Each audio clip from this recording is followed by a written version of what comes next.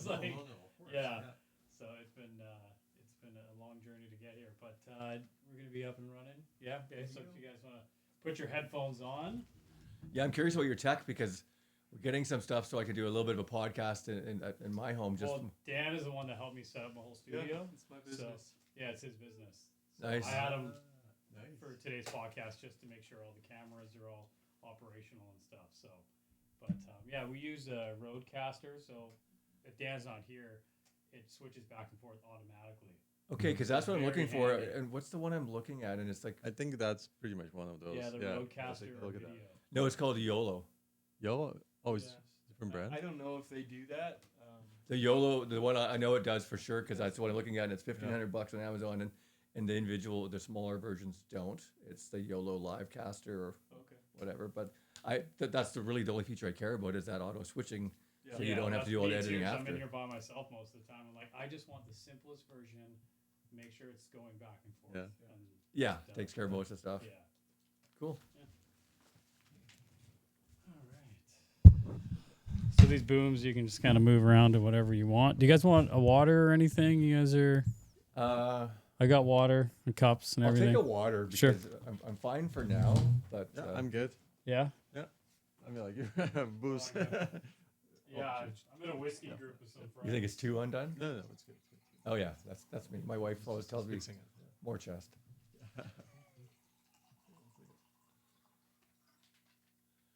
No, so we were at a conference in Seattle, and some guy had a pod thing set up, and he let us do a session. But that's what he had was when it was done. He's like, "Here you go. Here's your podcast," and it switched automatically and just spit it out at the end. It was really nice. Yeah. Yeah, because I'm busy with work and busy with family life and busy with everything else going on. Like I just, we opened up a Spotify account and then or Spotify for creators. And so I can literally upload the video to it, it puts it on all the platforms. And then I use Opus Clips, put the video on Opus Clips and then clips everything for me with the words and everything. And then that's what I can upload to Instagram. So it's like, I'm not doing a ton of editing. So it's great for someone who's really busy. So. Is your mic Yes, closer? last time I was you weak. Put it close enough. Yeah, about 2 or 3 inches from your face, because when you get comfortable, you kind of lean back. And these mics are more designed to talk up close. But yeah, awesome. Well, thanks again. Welcome to the studio. Your first time being here. So I reached out to you on Instagram, and so let's maybe start off with a little bit of what your company does and kind of how it all started out. Yeah, absolutely. So thank you, Jamie, for having us here. Yeah. My name is Dean, and I'm a co-founder together here with Darren of the VHT.ai. And I think our story is all about me working in healthcare, recognizing that there's a lot of struggle happening with the access to the care in Canada in general, and also struggling for myself, my family, trying to navigate healthcare. And so being in data analytics, trying to understand how I can help my family and friends, I realized there's a gap and there is a need for a product, or at least a need for a solution to all these issues that we're having. Mm-hmm. And so AI came around, and I started learning more about it, and that's where I met Darren as he was exploring the AI community and all the AI solutions. Yeah. Yeah. So from my side, I've been in tech industry for decades, suffice it to say. And I recently decided I wanted to try getting into more of the startup world. I've been involved in public companies from the top to the bottom and all the places in between. And I thought I wanted to try out on something on my own, right? Get into the startup world. And then AI came around, and I started tinkering around with that. And I've got another startup that's a business listing one. But I got involved with an AI community and a group of like-minded people who were trying some stuff out. And someone said, you should talk to, I said, I was interested in healthcare because I'm getting, as I mentioned to you earlier, Jamie, I'm a grandpa, so I'm getting more concerned about family and legacy and leaving something behind that matters, doesn't just make money. Longevity. Exactly. Yeah. Something that I can be proud of saying, hey, I did well at this, but also I left something that actually made the world a better place. And I was introduced to Dean, and when I found that he was applying AI to healthcare to improve what is a terrible system currently that I'm finding out more and more as I actually start to use it. As a man, I didn't go to a doctor till I was 40. I went once, and then I really started using it once I turned 50 and I have aging parents. So when I found out Dean was working on VHT, which we can get into in a moment, and how it was actually going to help alleviate some of the strain on our current healthcare system, and we are very similar personalities, although we have different strengths, I was immediately drawn to the company and joined shortly thereafter and kind of taken on that. And just for clarification, Dean is the tech side of this. Dean was the founder, and I'm more of the business strategy side and sales is my background. Gotcha. Okay. That's awesome. Yeah. Cause I know there's a little bit of, well, not a little bit, I'm sure there's a lot more in AI in medical these days, but I know they started using it with like, especially with MRIs and stuff like that, what people couldn't see. And then AI would step in and go, well, there's this, this, and this, and this. Yeah. It's eventually, I feel like it's going to replace humans in general when it comes to scans and booking appointments and everything, I imagine. Definitely there is massive amount of adoption happening on every single level in the hospitals, in the clinics for the use of AI. Yeah. And there's a good reason for that, because we have recently read last year studies from Stanford, studies from multiple universities, where they're looking at the human judgment versus machine judgment and the accuracy of response. I mean, it's unbelievable when you see how accurate those new AI machines are. Yeah. It should be interesting about the next couple of years here, how much it will be into the medical system. Yeah. Is there going to be like kind of government standards when it comes to this? Is this such a new area for medical in Canada and probably America as well? There must be some sort of laws that are going to be created, I imagine.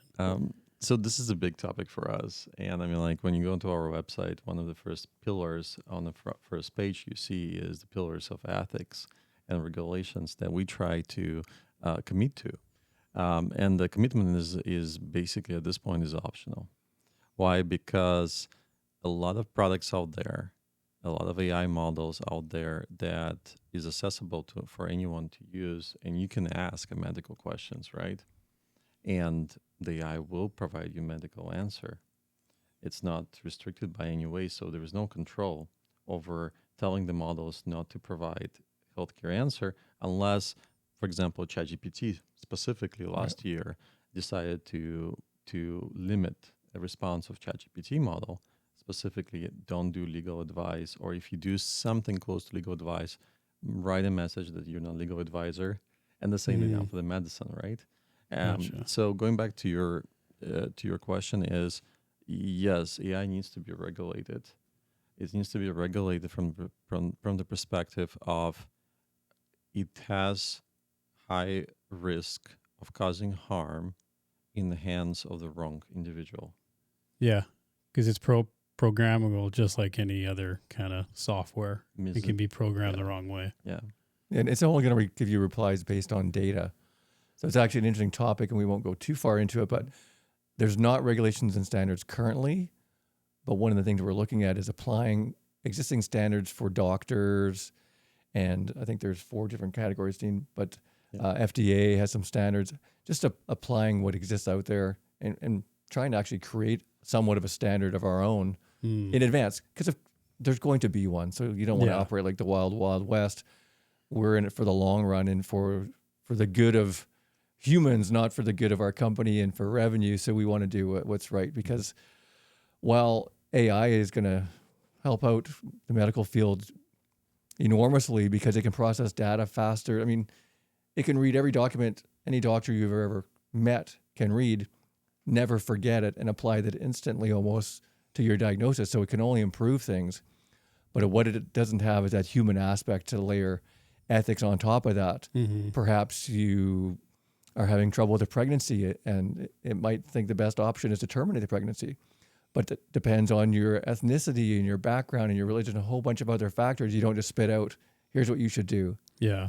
Right? It's got to take all that into consideration as well, because you're a human. You're not just a lab experiment. Well, the great thing about AI too is that like science and the healthcare system is constantly changing with all new studies coming out, where I think I heard a stat the other day from Andrew Huberman. He was on I think Modern Wisdom podcast, and he said about 50% of the stuff they teach in school is already kind of obsolete, which is a crazy stat. 50% of what they teach is just kind of, no, we don't really, that was wrong, or we don't teach it like that anymore. So you're still teaching the people coming up the wrong information, where AI can, like you said, scan the internet of every single document out there, any study, and instantly apply that to now. Exactly. In the case of VHT, ours has a model that we've trained on millions of cases, but every new patient or user we have goes into that database as well and changes it, at the very moment that it happens, as opposed to writing a book for the medical field and researching it on data that it's 5 years old, taking 2 years to get it published, getting into a classroom, getting mainstream. Then it's obsolete. Yeah, it's not even effective anymore. Yeah. That's why it's going to be very interesting to see what happens with AI.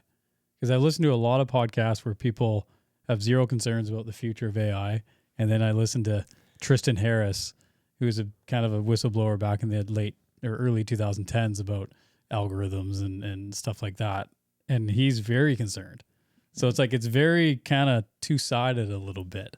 Like, I think what we're talking about today is very positive. Yes. But that was kind of one of the things we talked on email about was, people punching in their very sensitive medical, background and history and family history and stuff and the problems they have to a website. Yes, exactly. But open source website. Yeah, so it's very like, how are you going to handle the security and all that type of stuff for people's personal information? Yeah. So it's very, because I signed in and stuff and I was like, oh, I don't know if I want to punch in everything, and that's which is, I think, a human reaction, but people live online anyways these days and punch in anything, but this is kind of different. It's healthcare versus, where you live or something like that. I think it's also a generational thing. Like, I'm of the older generation where I weighed in. In fact, recently we even added a skip button for certain areas of our onboarding.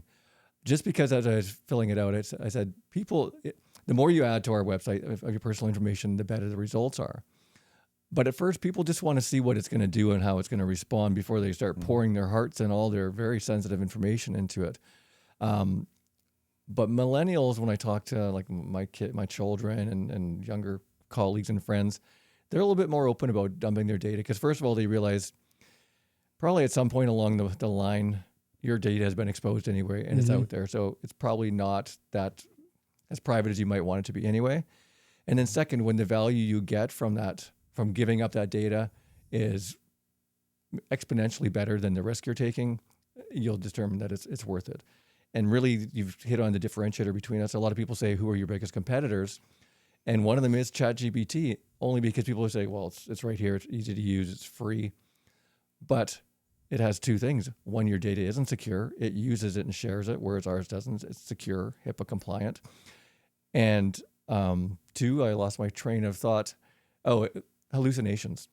Yeah. Our responses are based on PubMed, which is the same research that the doctor that you're going to go see at any point in time relies upon for his research.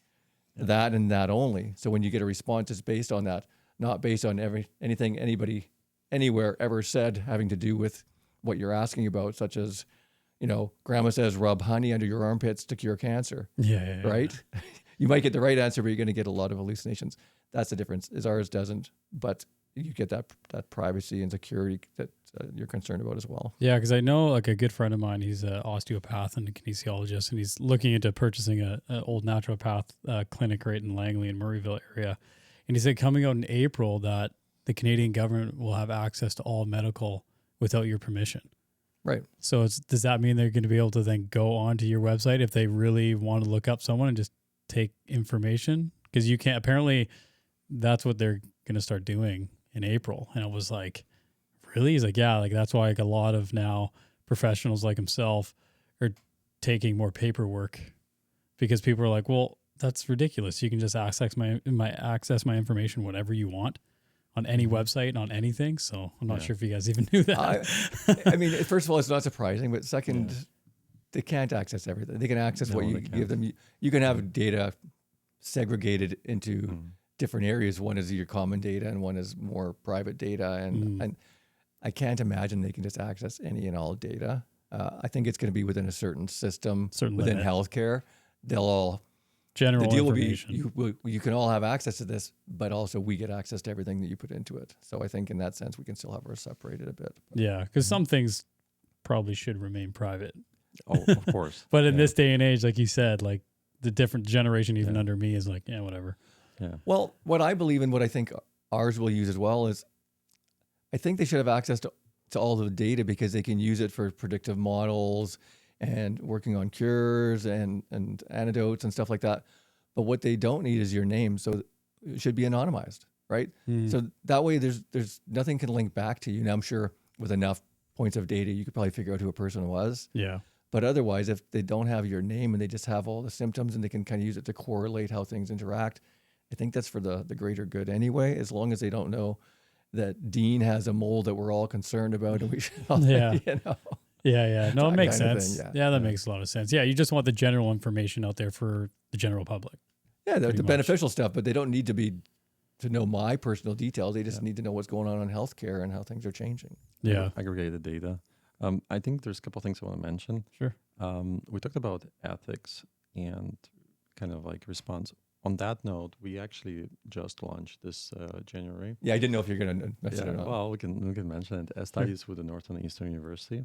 Oh, cool. It's here in downtown Vancouver. Awesome. And basically, the group of students, grad students, and professor, and us, we will be working on improving our model from the perspective of ethics and judging the answers that comes out from AI model.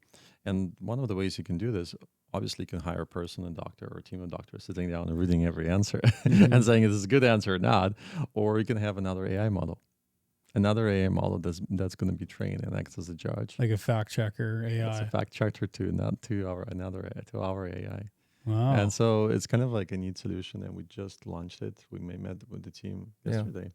And we yesterday. were very excited. So that will be Oh. one of the projects that we're launching in the research and improvement of our platform. Awesome. Congratulations. Yeah, thank That's you. cool. That's exciting news. It's really neat. I mean, in two forms. So Northeastern is a very large university in the States, and they have some satellite locations here in Canada.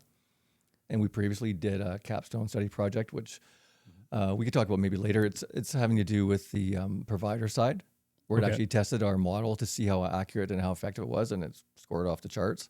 Great. And now we're doing more. We're adding some malware detection and some ethics. Yeah. We've got another student working on uploading blood Oh, yeah. tests and Blood tests, lab detecting detections, cancer, like yeah. some pretty cool Wow. stuff. Yeah, that's what I was actually one of my kind of questions Mhm. I was pondering was like, what is the future when it comes to, say, someone's waking up in the morning, you take your blood, you figure out what you're low in, there's your own personalized supplements, Yes. Yeah. Yeah. like that's what I kind of You see get an in the injection future. of all the things that you need that Yeah, day. like it's maybe I feel like that might not be accessible to the general population right away. That might be more of the expensive version of like self-care medication, but hopefully eventually get to it. Maybe, but maybe the lower cost stuff, again, it's a cost benefit. If giving somebody a dose of certain medicines reduces their cost on the healthcare system for that country, it might be more beneficial. Yeah. I mean, I take protein and creatine and a few other things in the morning, and that's just more for health and for working out. But if you can apply the same thing where it's like, here's your cocktail for the morning, it's definitely Your something. I think personal IV Personalized drip. medicine. Yeah. Pretty much. Yeah. That's actually going back to the vision of our company. We are in the beta stage, and we invited you to kind of come in and log in and get into the access. At the end of the onboarding, when you would have landed on a digital twin of yourself. So actually what happens on the platform is you have a virtual image of yourself, and that's going back to what Darren is saying. You put in all your supplements, all your medication, all your conditions, and our AI, it's basically have a holistic picture of your health. And it can right away, we have markers and indicators, for example, that some of your supplements might be misleading and might be actually contradicting to your medicine, for example, or vice versa. So those highlights, it's almost impossible to get it from doctor because doctors are so busy. Mhm. Unless they sit down and they start working. Well, they and got 7 researching. minutes with you and on to the Yes, next, yes. right? That's the problem. Yes, and our model is connected directly to FDA. It's connected directly to all the latest research on medicinal drugs and pharmaceuticals.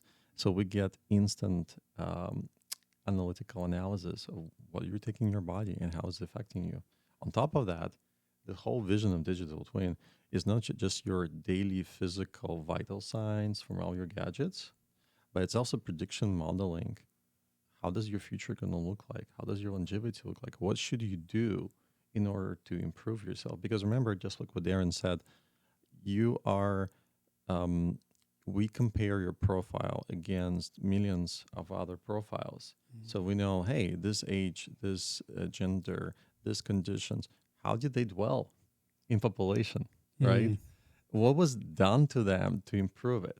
So that data modeling itself, that's what digital twin is. Yeah, because that's what, like, I'd be like really interested in like the supplement kind of version of your company, because I just feel like personalizing supplements could be huge for the general population. Like, yeah, like I'm on, protein and creatine and magnesium, and I do my hot cold therapy every night because I have my sauna and own cold plunge here, and train 3 days a week and walk every day. And it's like I try and do as much as I can to stay healthy, and I'm always listening to kind of the latest podcasts about health, who, Dr. Peter Attia or Huberman or whoever it may be.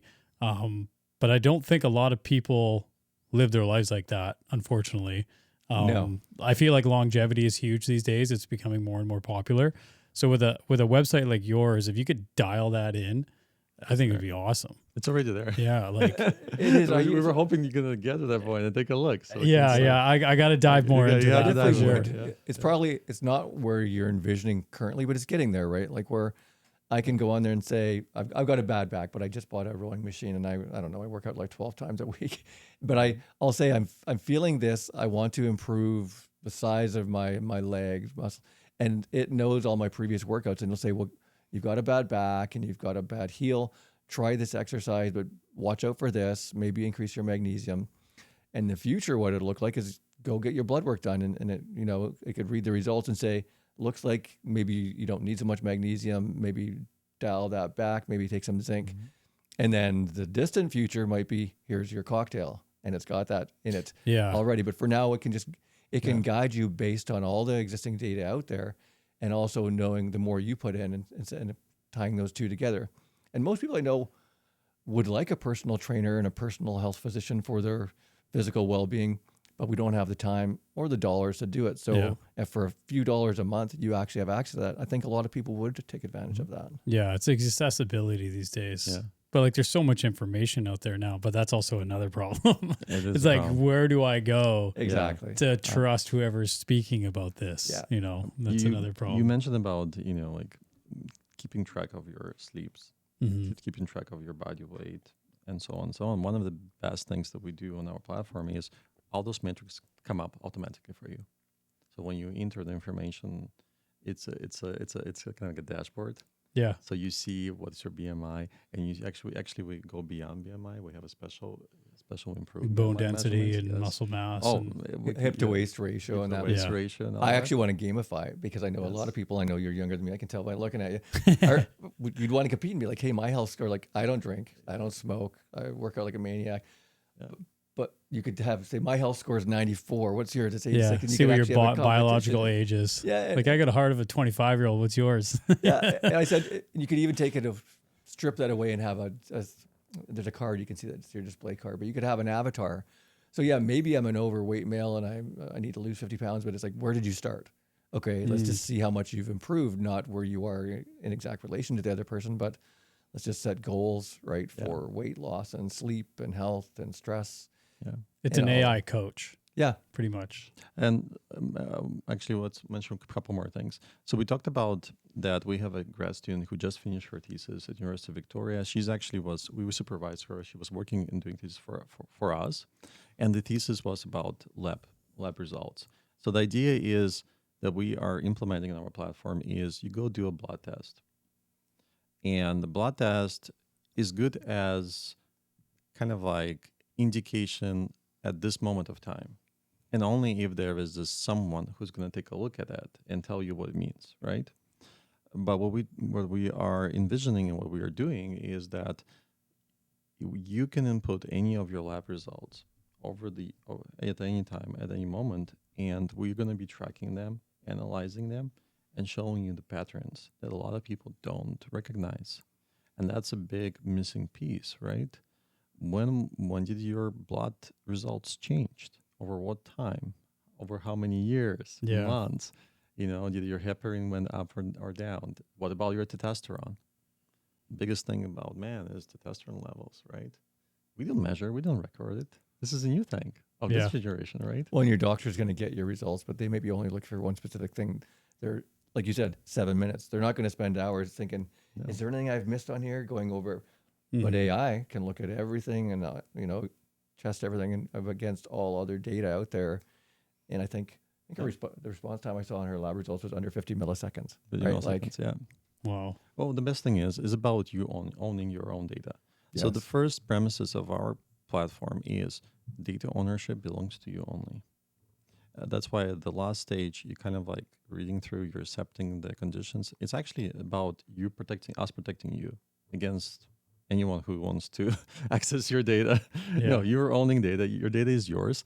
The only time the data is being revealed is on within our platform. When you're booking appointment with the doctor, that we want you that you can schedule on our platform, and so within the platform, the data stays.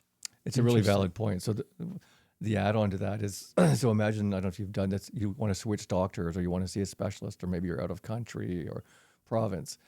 You go to see a doctor, but they only have limited information about you. Mhm. Our thing will give you the ability to just give them a QR code and have them access all of your medical information instantly, so that there's no delay in treatment and they've got the full picture. Wow.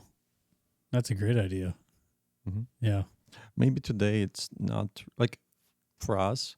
It might seem that today this is a lot of work, but the reality is it's like those who are in our early 30s, 40s.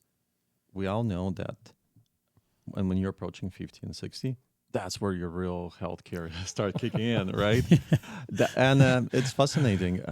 I work for healthcare, and I just finished analysis together with executives of the Fraser Health North, right? Fraser Health North as a general, and we looked at the four hospitals, and we looked at acute side of hospitals, and we were doing projections. What's going to look like in the future in 10 years for the hospitals in terms of impact on them.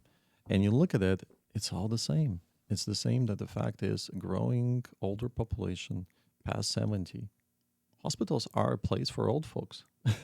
Yeah. Because that's who has the biggest health issues. Yeah. I don't like going to them. No, I don't go often. I'm not a fan. I just this is why I try and take care of myself, because I don't want to end up here. It's a good point. I was actually it's a great segue is when we talk about why we created the platform, and I'm speaking partially on behalf of Dean because he started before I came around, but with healthcare being overridden and taxed to death and just being so busy, there's two ways to actually improve that. One is through preventative medicine, so that less people go to the doctor, which is why you can have access to our system. And the second, which talks more to the provider side of our system, is that when they go, it's faster, more efficient, better care. So they can type in their information, get advice or insights from our model for the preventative side. But on the doctor side, it'll actually, and this is a study that Northeastern already did and was successful, you actually would say, okay, so we've got Dean. Dean's coming in at 10 a.m. today. Our study said, find 10 other people like Dean in the database, take a look at his symptoms, come up with a diagnosis and a treatment plan. Also provide the published medical research. The study found that it was 10 out of 10 for finding similar cases. It was 9 out of 10 for the research, and the treatment plan was 8 out of 10. And what that was based on, it was actually based on real files. So it's just comparing it to actually what the treatment was for verified doctors. But the idea being that when you show up for a doctor, it says, hey, we've done the initial research for you. Here's what we found in the same place you're going to look, but I looked everywhere. You can't. Now you take over from here. You're already ahead of the game, so you can spend more time in person, more than 7 minutes with your client, and provide them a higher level of care than you would have. So it's much more efficient than the current method. So I guess with your website, because I know a lot of people are leaning towards more of like a holistic kind of way of healing and stuff. Like there's obviously plant medicine and stuff like that. Like, is it only like medications for like if you guys are recommending something, or is it you guys looking across all boards of like, trying to heal, say like eczema, like all red light therapy comes up, or is it kind of more like directed in like the medication So for that's a very good customers? question, right? And most important thing is we're not recommending anything. Let's put it this way. Legally, we provide Well, insights. We provide insights, no yeah. medical Yeah. recommendation Yeah. of any sorts. When you're onboarding and when you're coming on the platform, you have an option to input your clinical conditions that you have been diagnosed with, or clinical condition that you're suspecting is probably happening, or investigating with your doctor, or investigating on your own, right? And of course, we give you an option. You can input any medication that you're taking or any supplements. One of the beauty that we have is that when you're selecting medication, we already have we have API that connects directly to FDA. So you're selecting FDA approved medications. So if you are, and our AI model has access to that API to FDA medication. So if you are trying to navigate medical world, and we have some insane anecdotal stories we can share later about how successful it was. But navigating medical world, you need to get an answer that can provide you with a variety of different medicines, essentially. Because the problem is, you come here to the healthcare system in Canada, you will be limited by certain amount of drugs that is available to a doctor or being approved by provincial government to be paid for. You'll have no awareness about all other drugs that's available in the United States and so on. For the supplement side, supplements are great, and you can ask a lot of AI questions about them, right? But again, we also connect to the national supplement database in the United States. So you're gonna get brand and a lot of information about supplement. We're kind of trying to track essentially all supplements that are out there, right?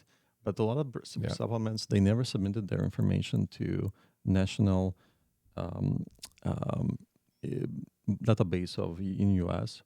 So if they're not there, they might not provide any side effects or any impurities, because supplement as good as how pure it is, what the company produces it.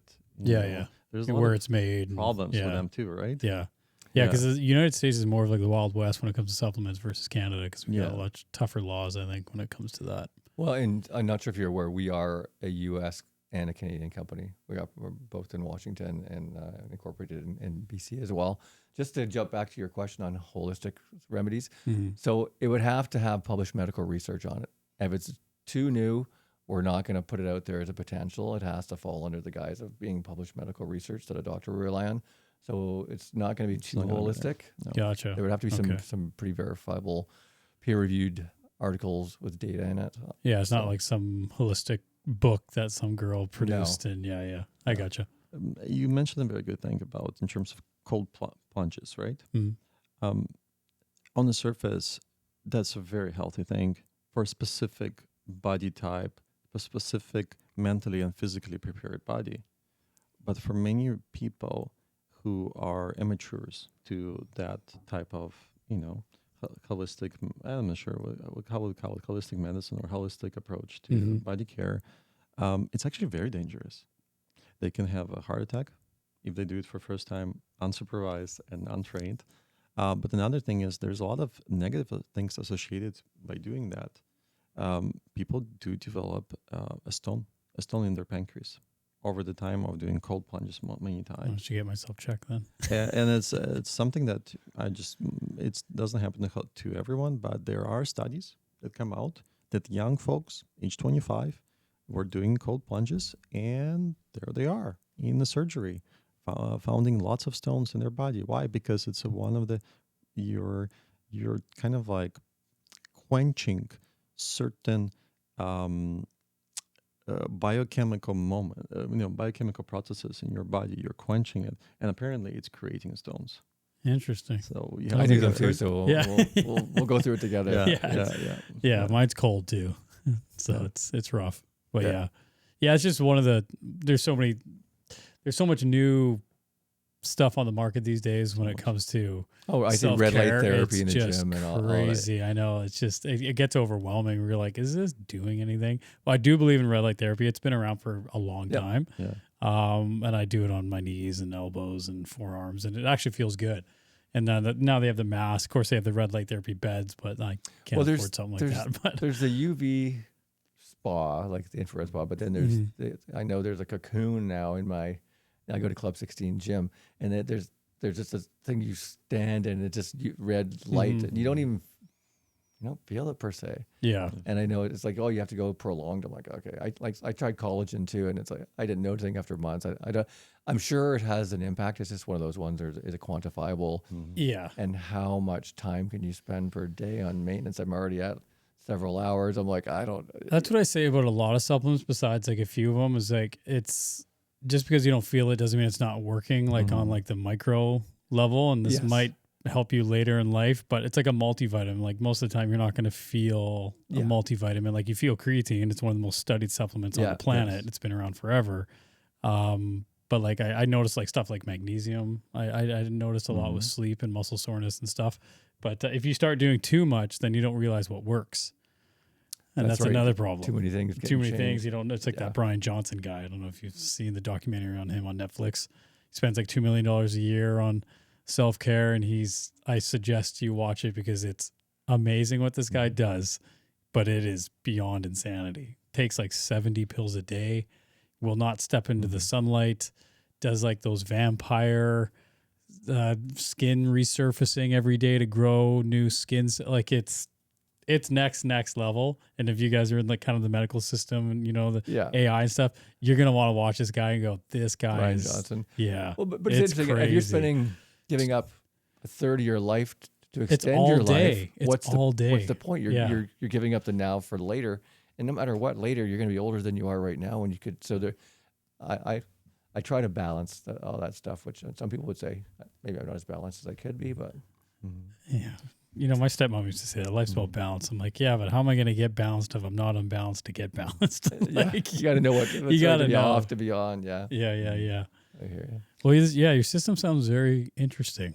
Kind of makes me want to jump back onto the computer tonight and log in and do it all. Should be able to now. log in. The beta is going to be live shortly, and we're just having a select group of people just test the bugs out, and then hopefully in 60 to 90 days we'll be live. And So did you personally then design the AI system in it, We or is all that design. something? Yeah. So like, how do you even go about creating an AI system? I just sell it. Yeah. I just sell it. Yeah, and I can everybody has talk their about it. areas, like you said. When you get too technical, I go.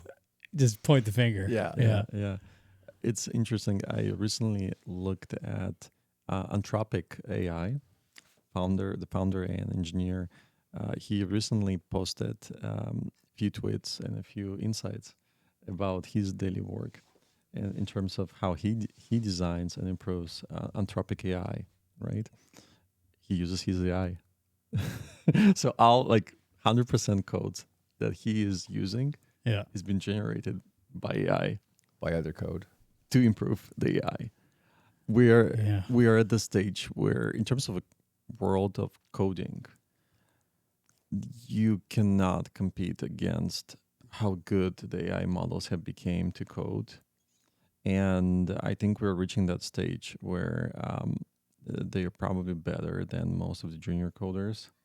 And the speed at which we can design big analytical models and AI models components is kind of like it went 100x comparing to what it was like 3 years ago. Yeah.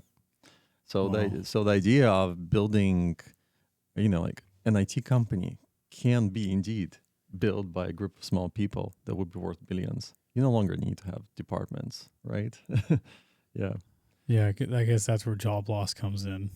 I was going to say, because I remember your categories, but I don't think that's how it's going to be. And I read an article once, and it was basically people were worried when the horse plow came around that Printing it was going press, to put, all it that was going to stuff, put farmers.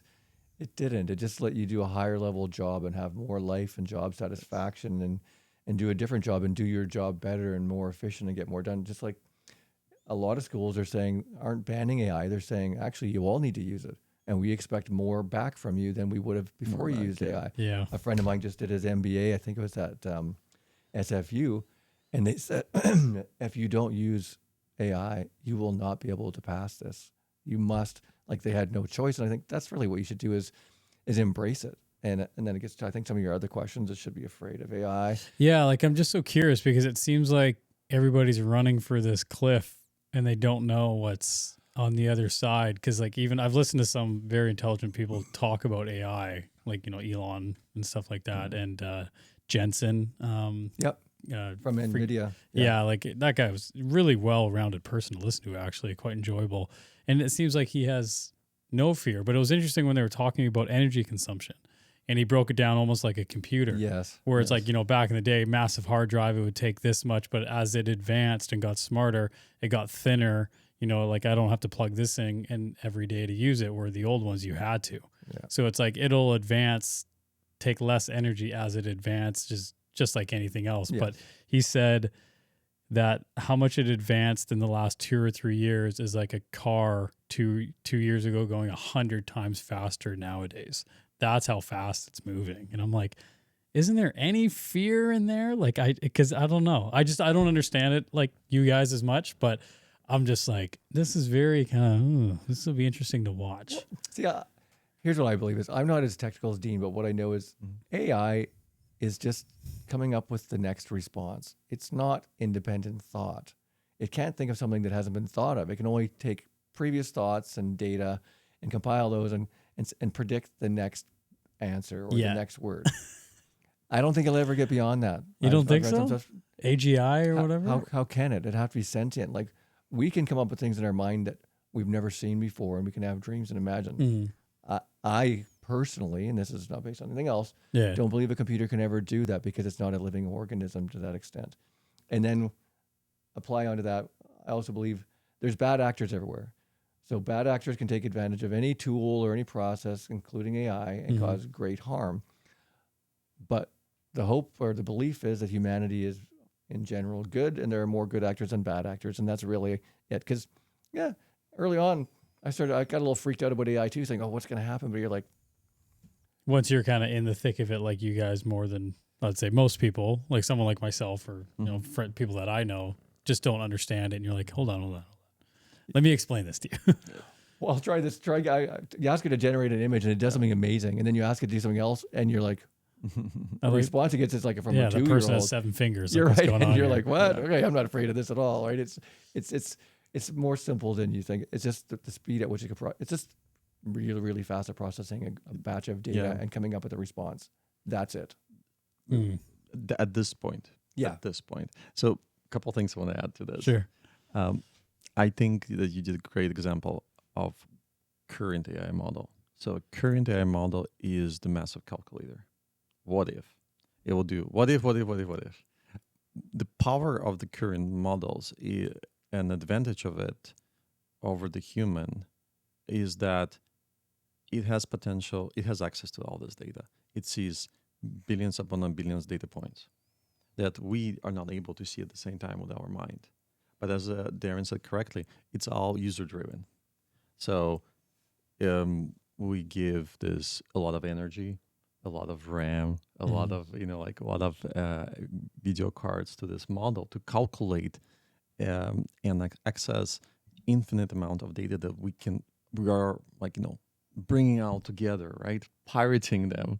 Lawsuits for a lot of companies are coming from the fact that they're pirating data and they're piling it up together so this AI can access it. So what does it give? Well, it gives ability for models to see patterns and create calculations that we have never were able to calculate before. It's almost like this. We can only see the visible spectrum of our world. We can see colors, but we don't see the other spectrum of this world. We don't see the colors of the ultraviolet, right? The current AI model is able to connect dots on our human behavior, on our health and mental consciousness, even in the ways that we never thought about before. But it's all in the hands of the users at this point.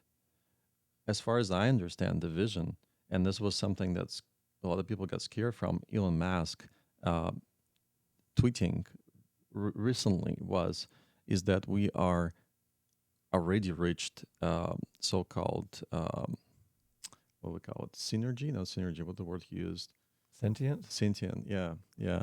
And that's kind of like was a message to everyone. It's like, what you're talking about, are you saying that your AI model, that because the whole point is they're building AI models so that AI model can build the next generation of AI, the real AI, right? CGI. Yeah. Yeah, because I've heard the argument. It's like, who's putting these massive companies in charge of the future for the human race? It's like between 5 or 6 companies. It's like, you really want to trust these billionaires to? Well, that's the people you don't trust. Have you ever read the book, Yeah. The Subtle Art of Not Giving a Fuck? I know the book you're talking There's a about. sequel to it, and I think it's What to Do If You Don't Give a Fuck. But anyway, the very end of that talks about, should we be afraid of AI and robots and computers?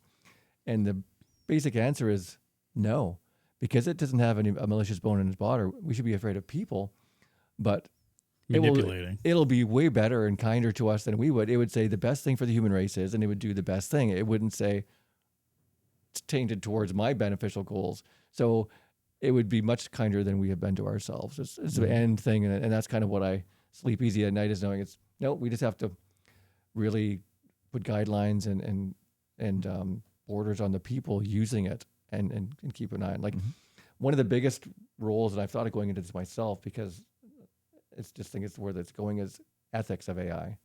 Like all these companies that are like, oh, let's just apply hiring practice and let's read all our data. And it's like, but you've only ever hired old white guys. So it thinks the people to hire are old white guys, right? Like you need to have a lot of ethics, which is why that's the core of our system too, is just throwing something on there that's like, okay, let's take a look at what we're doing. It's amazing and impressive, but let's make sure it's going in the right direction, not just the direction that it's predicting it should go in. Yeah. Did you hear about, I'm not sure if it was Gemini or another AI company, where it discovered that it was going to be deleted, and then it tried to... It turned itself back on. Yeah, I don't... Well, it wasn't that.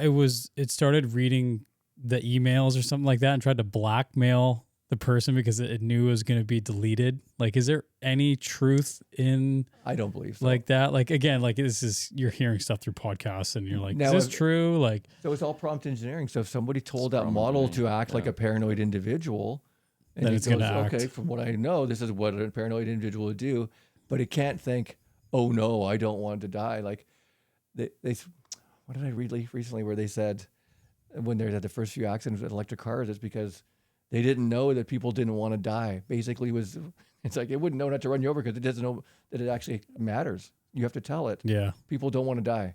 Don't hit them. Like it's that straightforward. So it's not going to think I want to kill people. It would be an accident. So that's again, you just got to see where things are going and make sure, and don't just go, this could be the greatest thing ever, and just let all the guardrails off, right? Because then of course bad things always happen in any regard. Like you said, talking about a balanced life.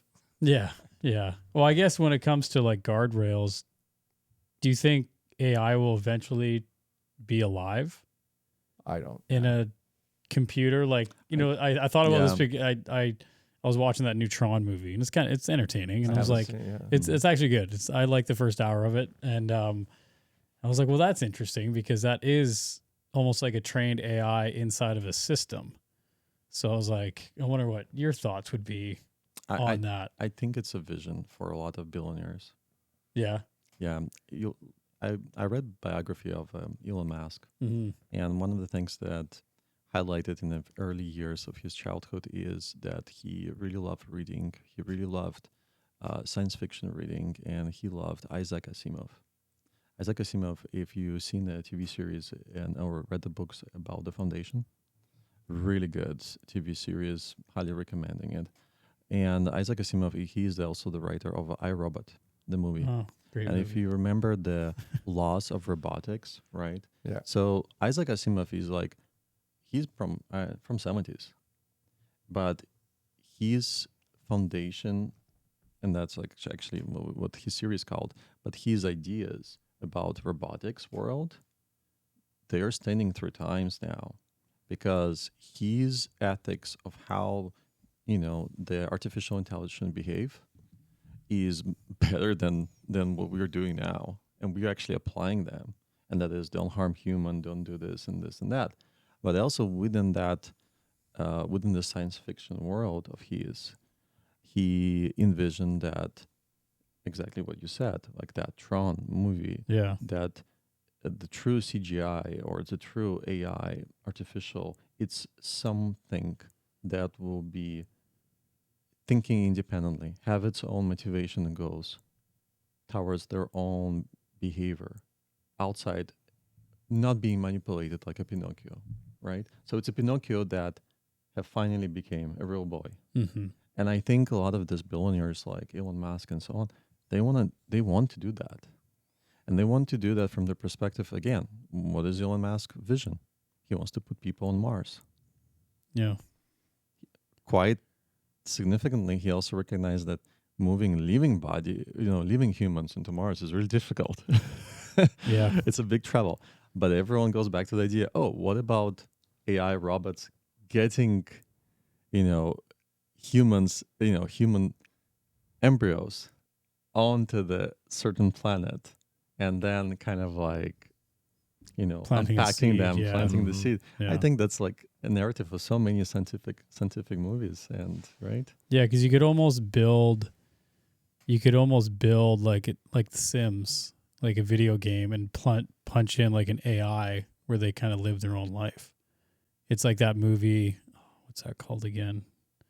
It's with Ryan. I forget the name of it. But he ends up becoming like sentient. He starts to think for himself. It's not like a non-player character. Like he ends up developing his own way of thinking, and Yeah. he realizes that he's in a game. He's like, "Oh, this isn't real life." And Yeah. and I was like, "Oh, like that Oh, could happen." new guy. Yeah, new guy. New It's guy, it's yes. a great movie. But I was like, "Oh man," you get into that like deep thought experiment a little bit. Like, what is the future of AI? Like, it could just be anything. Well, you could go real deep and say, are we even real? Oh, yeah. I go back to my days of psychology in my undergrad. Is how do we know that any of this is real and we're not a brain in a jar somewhere in Simulation. an AI lab Yeah. saying, "Hey, let's see how this plays." I was thinking just the other day about how short we live. Like when you think that the Earth is billions of Oh, in years the old, grand scheme of things, and yeah. we're 100 years. We're a blip. I often say to my wife, "This whole artificial, ice shelves melting, all that." I'm like, we don't even matter. What I'm getting at is, at the same time as I don't think AI can become sentient. I think it's kind of arrogant to think that we're that impressive, right? That I just don't think it's 0%. No, I don't. In fact, if there's any possibility, it's probably tying AI and chips into a neural module in your Yeah, brain. Neuralink. Yeah. Because I believe it's our brain that is the thing that has a potential. So if you can tie those two together, quite possibly. But yeah, yeah. it's gonna be an interesting future. Interesting, yeah. Yeah. I don't. Well, it wasn't that long ago I thought I don't know how much of this I'll see, but now you're like it's changing so fast that I can't even imagine. I've still got Fast. decades and Yeah. decades left, hopefully. But what it'll be like, or what it'll be like for my grandchild, I think I can't even imagine. Yeah, like what do you like? I always think about that with my kids. Like if they're like, "Hey, we want to get into computers," I'll be like, "Don't bother." It's like your job that you think you want is probably going to be gone. Yeah, You know. exactly. Yeah. I think with a lot of power comes a lot of responsibility and a lot of kind of like world redesign. What we are experiencing right now is an access to a better calculator, right? A Yep. calculator that can spit out a fast analysis using multiple billion data points in a single snap of finger, right? That knowledge means that you can do your own, basement biochemistry. You can start designing your own, synthesizing your own drugs at home. You can start making your own nuclear weapon at home, or there's a lot of power in using AI model, right? And we Mhm. know that, by the way, just to let you kind of point out, a lot of prompts are blocked on ChatGPT to the public. If you ask, hey, which household items I can use to make a poison, Mhm. I'm not going to reveal to you, even Yeah. if you're trying to figure out was that poisonous that occurred me, right? Yeah, because I've heard there's ways around that. too. And so there's creative ways to Yeah. try to go around it. But don't forget about underground AI models. So there's unbiased models that don't have any ethical protection that is available on third-party companies. So there are companies that have open source AI models without any censorship. So what we're noticing is censorship, right? Censorship from the idea of what public allows to use AI model for and what they don't. But also let's think about we have internet, we have access to computers, and we're allowed to use the same models. A lot of world don't. Actually, Yeah. most of the world don't have access to AI. And I think what's going to happen next is as the warfare has changed so much, it's all about you don't need to have soldiers. Yeah. So that's Drones what the change. and Drones. Yeah, well, we're already there for drones. Yes. Fortunately. Yeah. And so the companies that offer AI for military is on the rise because they're militarizing everything with AI, and we see those. We know it's a reality happening in the world. In Ukraine, it's all about drones. Yeah. It's about like I think the scary footage that I saw was there was 20 people who were dropped by helicopter and they were killed within the next 15 minutes by drones. Yeah. And that's I've just seen footage. I'm like, why did somebody send me this? Why I don't would want you to do see that? this. Yeah. Yeah. But that's where the bullying is happening right now, where one country can bully other country with the least technology advanced, right? That, hey, because you no longer need to have soldiers. So you're fighting eventually robots with robots. Well, it's even worse. Vietnam required a lot of soldiers to come in and basically create democracy, which failed at the end. Why? Because it was humans on humans. Yeah. Now you don't need to do that. Yeah, war will be an interesting one. What if AI recognizes like what you guys are doing is wrong? Right? Yeah, if that's the thing, it would have to get very sentient to do that, and that'd be great. But it also might say, you all work too hard, and no one's gonna be rich. Universal basic income. You're all just gonna have a easygoing life, and you're like, oh, I don't know if I want that. I don't think that's good either. No, that's No. my fear is I'm like, I like my intense life, right? So I don't want. Hey, you don't have to worry about bills, but it's like, but you also can't buy that boat, or you can't have extra. Everything's just going to be vanilla, and you're like, that doesn't sound like much. No, it doesn't sound That like could be what it decides is, hey, but look how stress-free everybody is. Like that, what's that, Pluribus. Have you seen that new show? No. Oh, it's too much to get into, but basically the whole world is infected with a virus that makes them not care, and they all think as one. Everybody's like just a happy. hive And it's mind. just, yeah. But There's a lot of rat holes you could go with that, but I believe AI is, in general, it's for the good, and it's going to be very helpful and has a huge potential, but we can't just trust it blindly. Well, it seems like there needs to be like a course to teach people on like, this is what AI is going to be. This is what, because a lot of people are based in fear because it's the fear of not understanding. Yep. Like anything, I guess. People don't have access and don't have the knowledge to try it out and test it and see what it's actually doing, or you're right, a basic understanding of what it can actually do and what it is. I mean, many people confuse automation with AI, to be honest. They're like, oh, I'm using AI. I'm like, no, you're not. That is just a pre-recorded macro that is being applied to what you're doing, and there's no intelligence. It's like Apple Play. Yeah. You're like, oh, it's AI. It's like, no, this is just a recording pretty much. Yeah. Is there a future of like being an app in the company? Oh, it is in the web app. It's web-based app. So you have your own individual app already and everything? We're going to get that, yeah. Oh, okay. But you can just open it on your web browser anywhere on tablet, and it will behave as an app. Yeah. I mean, an application only is just a web Web-based. browser turned into Just in a small phone little box you click. We'll get it eventually, but we think it's too limited to Apple. But there is a mobile app per se where you go to a VHT.ai, and that's the idea. I mean, it's like having a doctor in your pocket, right? It's a personal health companion. Go to a store, you say, hey, there's a supplement sale. Should I take this? And it'll say, well, you don't need BCAAs because you're already taking way more protein than you should be, and that you're over your limit, unless you're intermittent fasting, in which case you might want to take it in the morning so you don't break your fast. But it can tell you all that stuff that I've taken years to learn and ingest. It's all there. What I really like, which is kind of how AI works as well as with our doctor thing, is having oversight. So an amateur can't be a pro with AI because they don't know when it's wrong, and they'll look like an idiot because it'll spit something out and somebody will go, that's not even close to right. Yeah. But an expert can get anything below him done by that in a snap of a finger and apply his skills to go higher. So it's the same thing. I love when I'll say, give me a workout for this and this split and these muscles, and it'll spit back, and it's already a workout I have and that I've built out. And it just kind of verifies that knowledge, but I know whether it's good or not. So it's kind of how I think AI is important for healthcare is having that. Right now there's a doctor oversight, right? It's like we have all this done, we deliver it to the doctor, and we say, now you take it from here.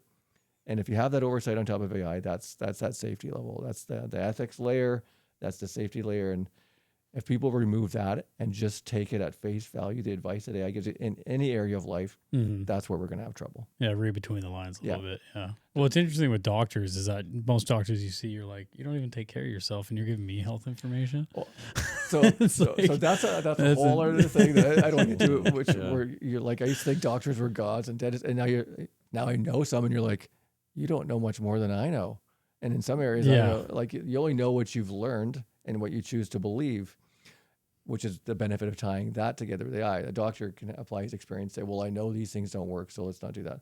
But everything else is a new idea for them to go down and consider diagnosis. Yeah, I rarely go see a doctor. I really try not to.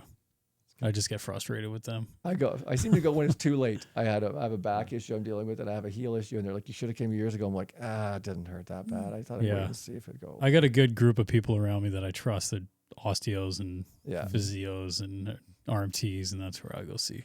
Basically, a doctor, I mean, I don't know if I should say this, they're just a gatekeeper for the higher level of medicine that you cannot get if you want to go to a psychiatrist or get a biopsy or certain things. And you can't go without someone who has a medical degree signing a thing. And that's kind of what they provide, is that rubber stamp to reduce the liability of insurance providers and your care providers who say, well, he took the required courses and he said he could do it, so we're off the hook. That's kind of... I know, like I had bursitis in my right shoulder and a severed nerve like 2 years ago, and I had to go I went and got 2 x-rays on it, and the doctor said, oh, it's just some calcium buildup. I was like, I can't move my arm. I was like, it has to be something else. Yeah. I'm like, can you send me for an MRI? They're like, it's not serious enough. I'm like, I can't raise my arm. I am the means of income to my house, to my family. Yeah. I cannot move my arm. I have to sleep upright on a couch for 3 weeks. I was like, this is pretty serious to me. And the guy's like, it's more for spinal people. I'm like, wow, great job, guy. So then I just paid privately. I was like, I have to. And I called up a chiropractor friend and wrote up the whatever you need to give me. And I was in within 2 weeks in Cloverdale. I was like, you guys are a waste of time. I'd be curious if you applied AI to that. So this is a super segue for Dimitri. Yeah. You can tell that story next. Someone who used our site early on and kind of went against the advice of doctors and had a push to get them to consider an alternative treatment for his wife that turned out really well. Same thing, at least with AI, doctors are biased. AI is not biased if you work that out, where a doctor says, 80% chance this guy doesn't have anything other than bursitis or calcium buildup. So we're just going to go with that because I have limited time. And whereas AI goes, I will look at everything. Yeah. Like I don't have time to look at it because it's like that. And that's the benefit of AI, right? As it can do that. And has no reason not to do that. Yeah. The whole bias thing's important. Yeah. Like, I think it was a few years ago, like I have a friend that's a naturopath. So I just go get blood work once a year and just check everything. And I think before I went to see him, obviously you go to the doctor, it's free versus going to a naturopath. And I'm like, yeah, I want to get my test levels checked. Why do you want to do that?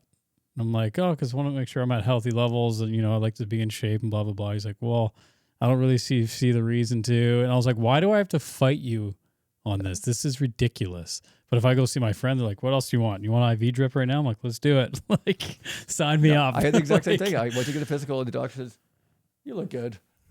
Yeah. You got X-ray I vision know. there, Superman. Like exactly. It just dude. gets frustrating. Yeah. And I'm like, oh, I want an appointment. You're like, I'll see you in 3 months. You're like, cool, it's great. I need to see you now. Well, that's it. Even you want to make a phone appointment with ours, you'll be able to schedule doctors in the very near future where you'll say, here's my issue, and Actel, our empathetic caring Navigating assistant. healthcare ECNA, navigation that's our assistant. AI. We call it ECNA, our chatbot. ECNA? She'll Yes. say, you should consider this. Here are some insights. Or she might say, oh, you should talk to a doctor. Do you want to book a call with a doctor right now? Right. You can schedule it for later. You can find someone in your time zone, speaks your language. But the biggest thing is you've got this healthcare app in your pocket. You can get instant insights and information based on your thing. You don't have to wait to talk to your doctor. And then if you want, you can share that with your doctor and say, hey, and I'm sure they hate that just as much as they hated Google. But Yeah, this is like the step up, but a lot smarter. oh yeah, now Because the it's- now they first can't line you dismiss read it. on Google, you're like, I have cancer. You know, that's the problem with looking something up right away. I Like, don't oh my feel so God, I'm good. dying. I'm not doing very well. Yeah. Interesting. Yeah. Well, I'm excited.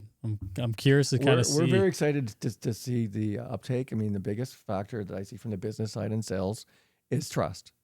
that was my first kind of thing. Like, their I'm gonna data. punch in all my information to a website. I'm like, But the way it works is you don't have to put all your information. It's just the more information you give it, the better and more better, specified yeah. your results will get. Yeah. Which is why I said let them skip everything and just ask questions. They'll go, okay, and they'll build that comfort, and then they can go back and add more data to their heart's content. And the more they do, because I've done it myself more times than I care to count, the better the feedback you get. It actually has a personalization rating below and says, here are the factors we considered.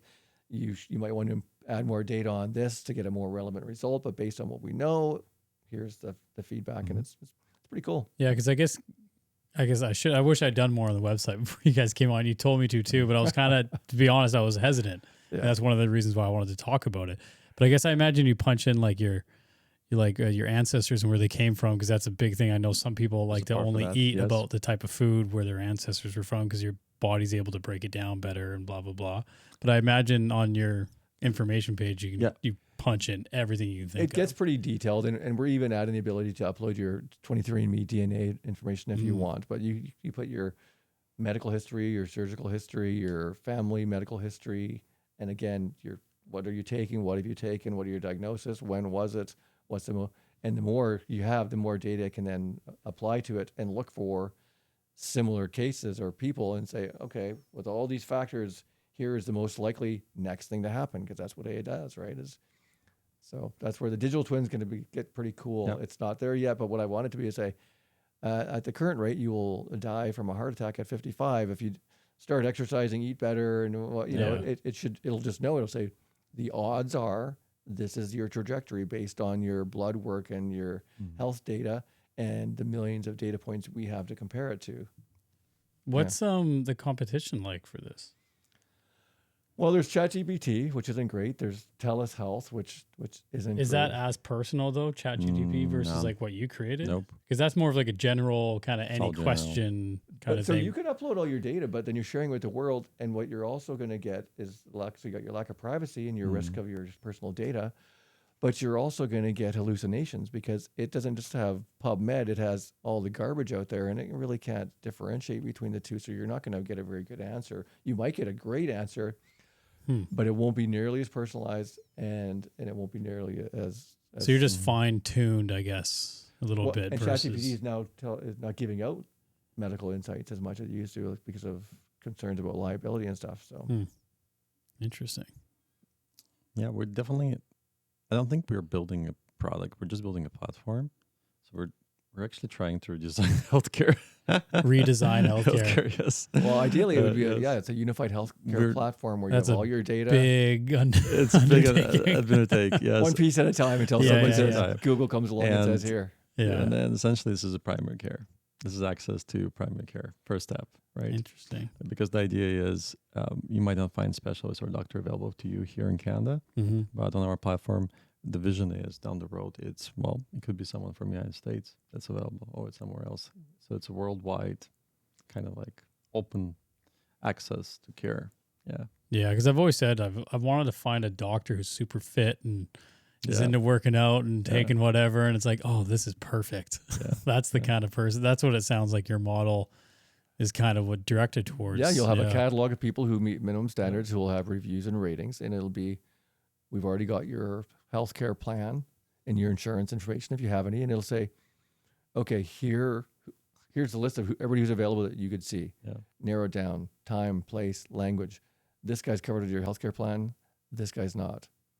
It means a rich person can get a billionaire can have somebody come out to their cottage next week to do surgery if a guy wants to do it outside of his regular schedule. So that's kind of the idea. It's a hybrid model of private and public healthcare combined, which is the reason, the impetus for why we incorporated in the States as well. It's a bit of less of an uphill battle because they're already private. Nice. On the sales side, what's the general public think about this?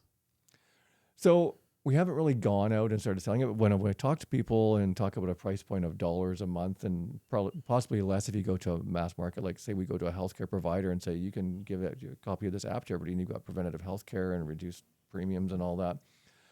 It's very positive. Yeah, everybody says this is what we need, especially when I say you have access. Like on mine, I have a QR code. I can see all my healthcare data, whatever I put in, and look at it, and I can share with anybody that I want to, whether it's me having access to my mother's healthcare information because she's elderly, or her sharing with her doctor, or being out of country. Like, it's just kind of putting your healthcare in your hands. You can use the traditional doctor if you want, or you can use a naturopath, but it's your data, your health, and you're in charge if you want to be. And so in that regard, a lot of people are saying, yeah, they suffer from a lot of frustrations of access to healthcare and actually owning their data. Because I don't know if you've tried, but switching doctors is really hard. And telling somebody, hey, send all my records. They're like, yeah, why are you leaving? We'll get right on that. No. Yeah. So the response that we've had from the public and from corporations as well is pretty good. I actually had a conversation with a higher up benefits provider from a guy from Amazon, and he liked the idea of our doctor side as well. So awesome. And actually, doctors, when we talk to doctors, they get super excited.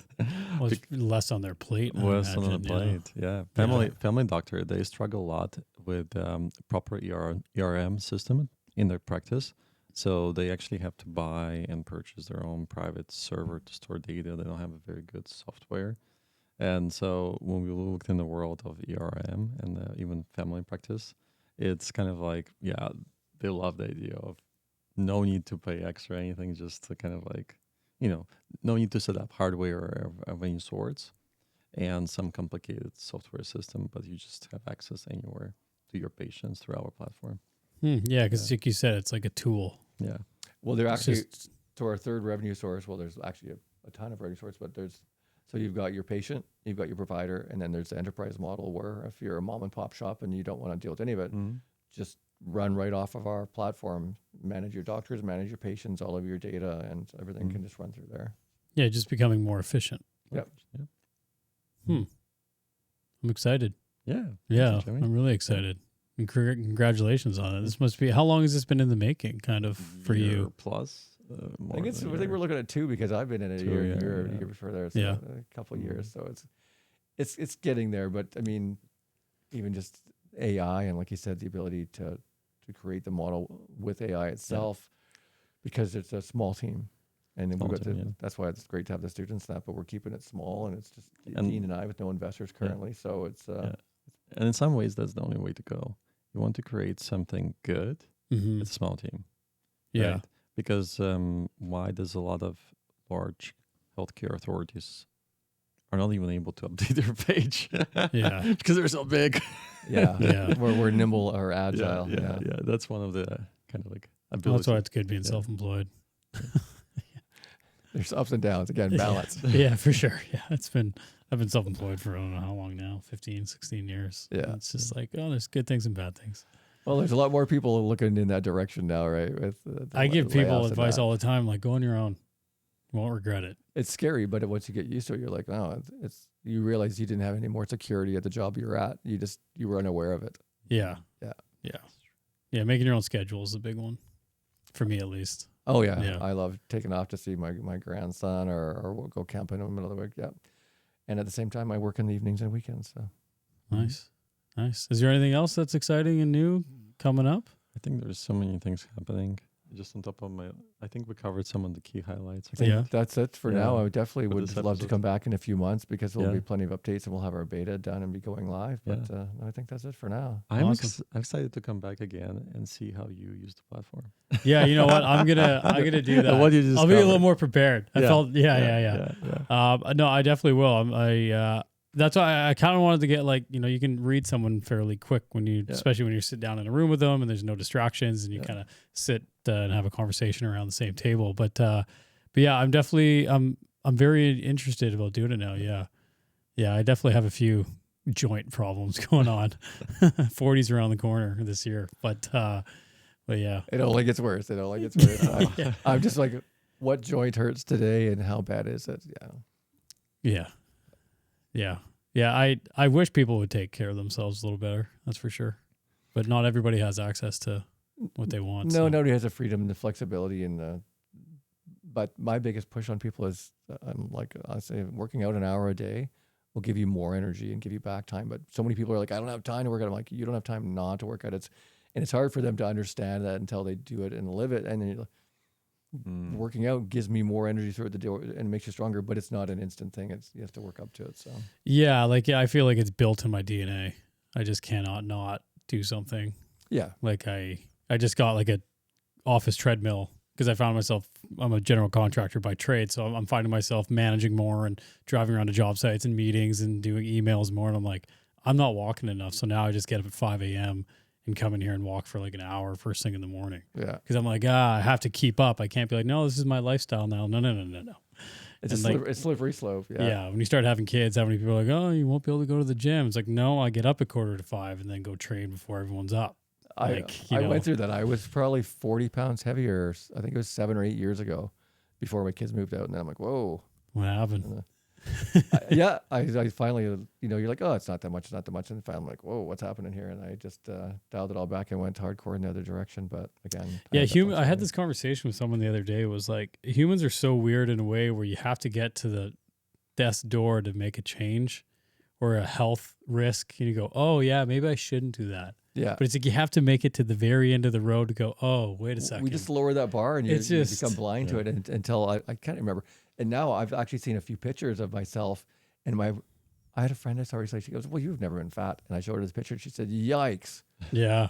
And that was a hard yes, right? And my face, even my wife's like, I can't believe you were ever heavy, right? Because now I'm lean, but it just sneaks up on you, right? It's life. So, yeah. I'll see. I'll wait and see. Habits. See what happens. Yeah, if you ingrain those habits now, you'll be. Yeah, I ingrain them in my kids. Like my 5-year-old son wants to come into the sauna every night and come in the gym with me, and I'm like, perfect. Yeah, I take my grandson swimming every week, and we just sign him up for soccer, and I'm going to coach this thing because I don't just sit there and watch because I can't, first of all, but yeah, standing still is not one of my things. I don't do it for like if I go away, it's like I sit down for about an hour in the sun, and then I'm like, all right, let's go do something. I just can't sit here. I'm the same, and unless I fall asleep, I lie on the towel on the beach, and I'm like, now what? Yeah. I'm going to go do something. Yeah. Yeah. Awesome. Well, I appreciate you guys coming in and answering my Instagram message. And, Always. Yeah. And that was kind of a big deal to me. Yeah, it was kind of interesting. So, oh, very cool. Yeah. Well, thanks again. And I wish you guys nothing but the best of luck. Thank you. Yeah. And so where can people kind of look you up? Are you on Instagram and your website and everything? Just very simple, VHT.ai. Yeah. And you'll get access to our platform to learn more about us. Yeah. Cool. Yeah. And on X and that, it's just at VHT. Okay, great. Yeah. Awesome. Well, thanks again. Appreciate you taking the time. Thank you very much. Yeah, thank Great you. being here.